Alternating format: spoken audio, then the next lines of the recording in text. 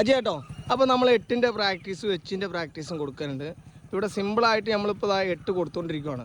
എടാ നിനക്ക് ഇന്നലെയൊക്കെ എടുത്തിട്ട് കിട്ടിയായിരുന്നോ? ഇപ്പം എന്താ സ്ഥിതി? എങ്ങനെ കിട്ടിയേ?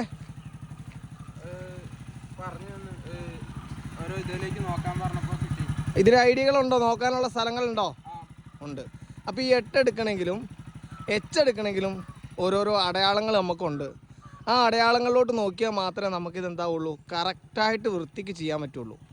നേരെ മറിച്ച് ബാലൻസ് ഉള്ളവർ അവരുടേതായ രൂപത്തിൽ റിസ്ക് എടുത്ത് ചെയ്യും. പക്ഷേ അത്ര റിസ്ക് ഇല്ലാതെ നമ്മളും ചെയ്യേണ്ട കുറച്ച് അടയാളങ്ങൾ നോക്കേണ്ടതുണ്ട്. അങ്ങോട്ട് നോക്കുവാണെങ്കിൽ നമുക്ക് ഈസി ആയിട്ട് എന്ത് ചെയ്യാൻ പറ്റും, 8 എടുക്കാൻ പറ്റും.